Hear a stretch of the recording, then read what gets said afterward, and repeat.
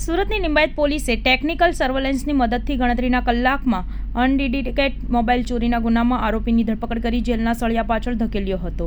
In charge police કમિશનરે આગામી લોકસભા ચૂંટણી પહેલા ચોરી, મોબાઈલ સ્નેચિંગ, ઘરફોડ જેવા ગંભીર ગુનાને અંજામ આપી નાસ્તા ફરતા તેમજ અન્ય જિલ્લાઓમાં ગુના કરી સુરતમાં સ્થાયી થયેલા આરોપીઓને પકડી પાડી કાયદેસરની કાર્યવાહી કરવા લિંબાયત પોલીસને સૂચના આપી હતી.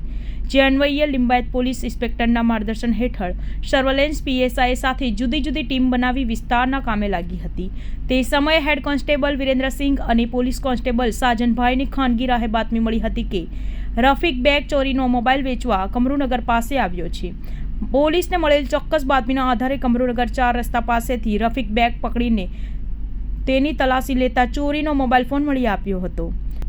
પોલીસે પૂછપરછ કરતા આરોપી મોબાઈલ લિંબાયત અને સલાબતપુરા વિસ્તારમાંથી ચોરી કરી હોવાની કબૂલાત કરી હતી, જેમાં મોબાઈલ ચોરીના 3 ગુના ઉકેલાઈ ગયા હતા.